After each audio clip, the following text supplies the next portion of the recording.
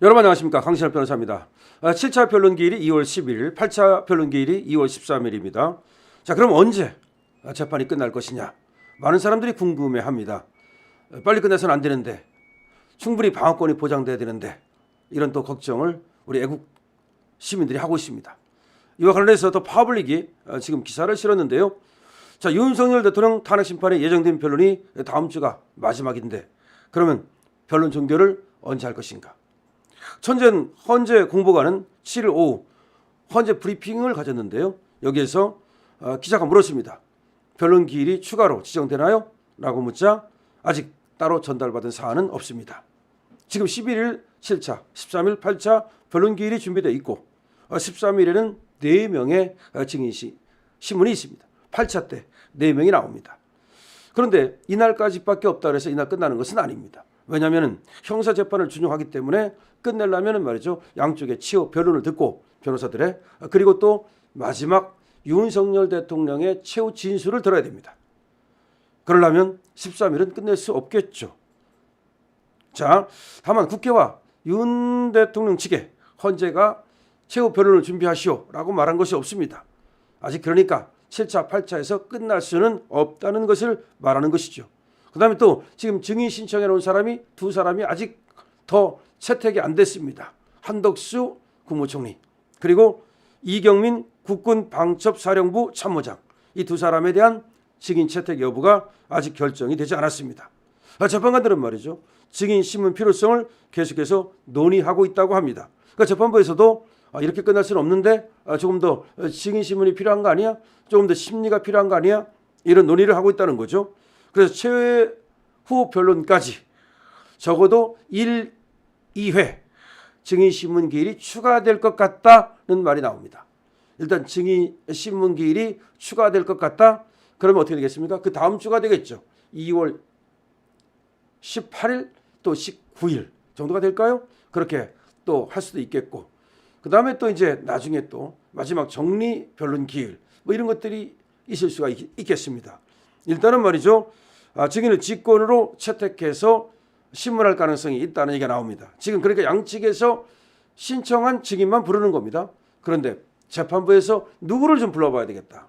이 사안을 똑바로 알기 위해서는 재판부에서 누구를 불러봐야 되겠다. 그렇게 직권으로 부를 가능성도 있습니다.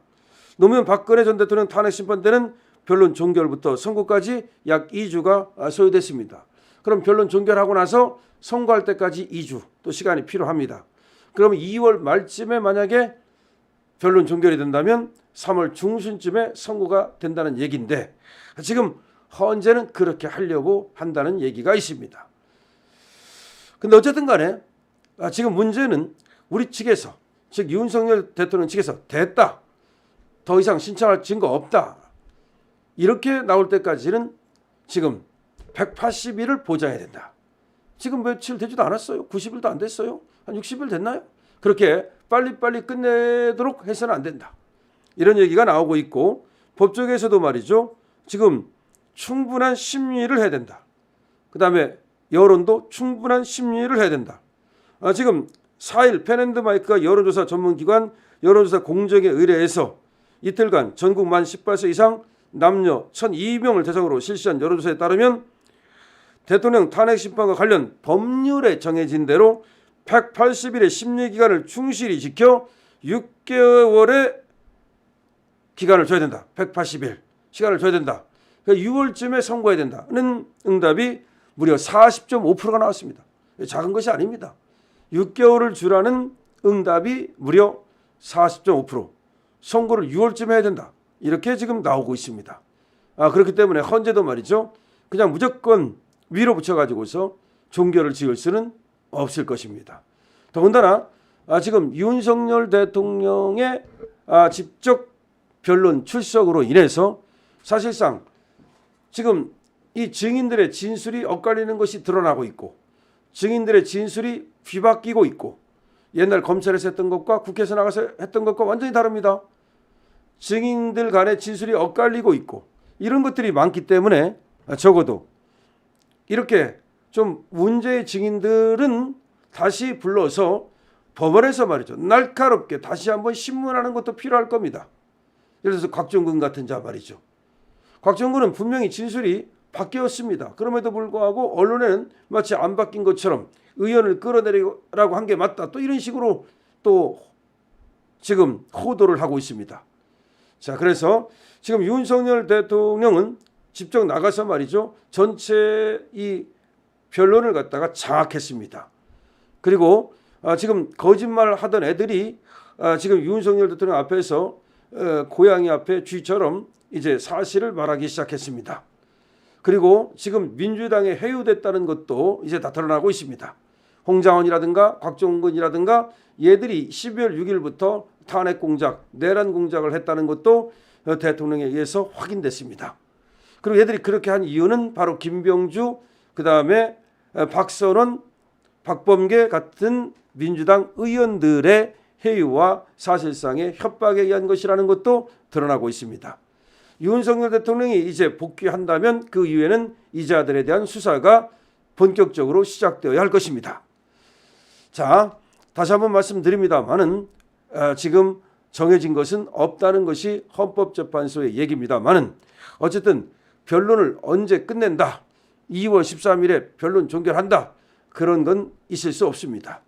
지금 2월 14일만 해도 4명의 증인이 나오는데 어떻게 끝낼 수가 있겠습니까?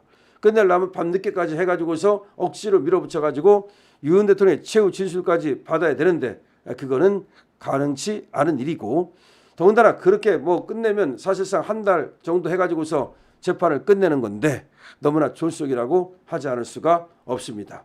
더군다나 헌재 재판관들의 이 불공정에 대한 엄청난 지금 탄핵이 있습니다. 이미선, 정계선, 문영배 전부 다 지금 탄핵 들어갔습니다. 국민청원을 통한 지금 법사위 지금 통과 가능성이 있습니다. 지금 물론 법사위에 가긴 갔습니다만 거기 소위원회 여기서 이제 또 논의를 해가지고 법사위를 가야 되기 때문에 물론 쉽지는 않을 겁니다. 하지만 국민들이 말이죠. 지금 13만 명 정도가 지금 벌써 이 탄원서에 동의하고 있습니다. 지금 훨씬 넘었을 겁니다. 그러니까 누구를, 문영배를 탄핵하라는 거죠. 누구를, 이미선과 정계선을 탄핵하라는 겁니다. 자, 탄핵이라는 것은 원래가 국회가 처음 발의를 할 수도 있지만 국민청원의 방식으로 발의를 할 수도 있습니다. 지금 국민들이 저 불의한 헌법재판관들을 탄핵하기 위하여 모두 들고 일어섰습니다. 자, 이런 상황에서 자기들이 탄핵당하는 마당에 회피도 안 하고 기피도 안 하고 지금 절차마저 불공정하게 재판을 진행하는 것은 쉽지가 않을 겁니다. 사실은 말이죠. 재판관들 중에서도 벌써 평의에서 고우성이 오고 갔다는 말까지 나오고 있습니다. 고우성이 오고 갔다는 말까지 나오고 있습니다. 저것들이 말이죠. 지금 8명인데 40여기 들어오지 못하면 6명을 만들 수 없다라는 얘기까지 나오고 있습니다. 그러니까 정영식 재판관은 확실히, 그다음에 김복형 재판관도 또 확실히 우리 편이 아니겠느냐 이런 얘기가 나오고 있고, 그다음에 사실은 김영두가 확실하게 좌파는 아니다라는 얘기가 나오고 있습니다. 그래서 쟤들이 그래봤자 4명밖에 안 된다. 누구누구? 문영배, 이미선, 정계선, 정정미. 근데 정정미도 어쩌면 우리 편을 들 수도 있다는 말도 나옵니다. 많은 기대는 안 하지만 말이죠. 어쨌든 간에 그래서 쟤들이 6명을 만드는 것은 결코 쉽지 않다는 얘기도 나오고 있습니다. 지금 판이 바뀌었습니다. 바람의 방향이 바뀌었습니다. 2월 13일 끝내지 못합니다. 여러분 이 영상 많은 곳에 공유될 수 있도록 여러분께서 도와주시죠. 구독도 부탁을 드립니다. 강신업 TV입니다.